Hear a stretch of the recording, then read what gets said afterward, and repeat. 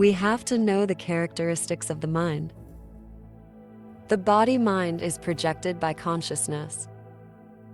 To manifest the body-mind, they must be manifested as relative, because they have to be cognized.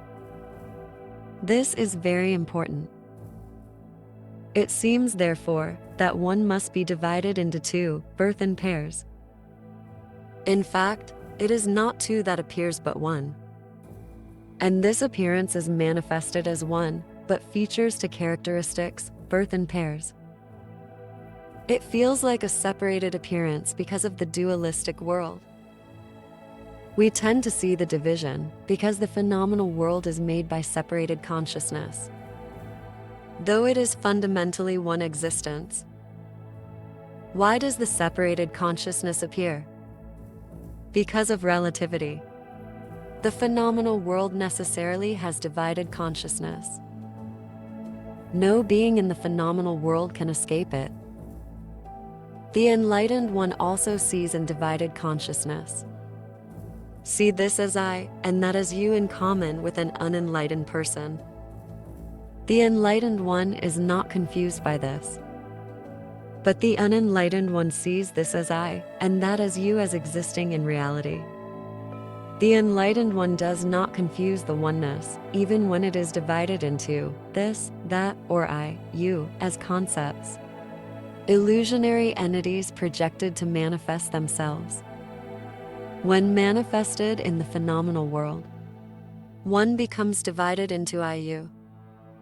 However, when free from dualistic discrimination, there is just one, and the divided consciousness cannot work anymore. In the absolute, this divided consciousness cannot work. If we stand in the center of pure consciousness, we are in pure consciousness while cognizing the divided consciousness. While we exist as an apparent individual, we know that the true nature is one. Every individual is seen as one simultaneously. However, the unenlightened sees only with divided consciousness, forgetting completely the pure consciousness as a fundamental basis for everything. Forgetting the pure consciousness, they see only the divided and visible objects. Simply speaking, the enlightened one sees the sea, with waves, as the whole sea, as one. That is, while cognizing the whole sea, he sees the waves of the sea as they are. They never forget to cognize the one sea as a whole, whether there are waves on it or not. But the unenlightened one identifies themselves with the waves that come and go, as if one wave thinks of another one as you. However, the enlightened person is not in the wave consciousness, but in the sea consciousness as a whole. That is pure consciousness. They are not deluded by the divided consciousness, but also cognize manifested beings as they are. They see the waves as they rise and fall. Both the enlightened and the unenlightened are alike in the way they see. However, the enlightened one in pure consciousness never forgets the fundamental truth, that the entire manifested world undergoes the continuous cycle of birth-death by dependent origination. Ego is not sea consciousness but wave consciousness. In a split second, a person can become wave consciousness, thinking of the wave appearing and disappearing within a second as I, without seeing the whole. But the wave is an illusion that appears and disappears rapidly. It is an ignorant sentient being who clings to the thought of the wave as I, in spite of this illusion. Now let us talk about the 12 dependent originations. Buddha realized no self and dependent origination.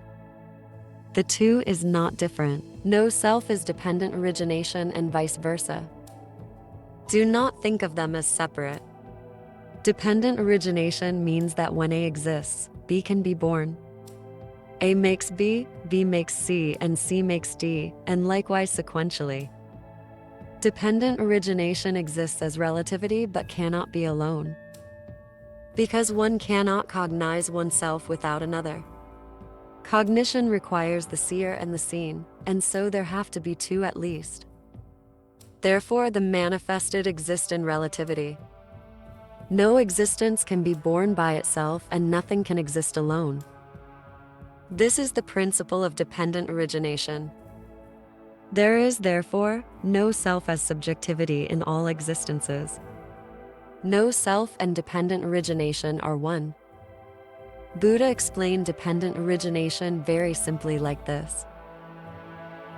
If this appears, that also appears, and if this disappears, that also disappears.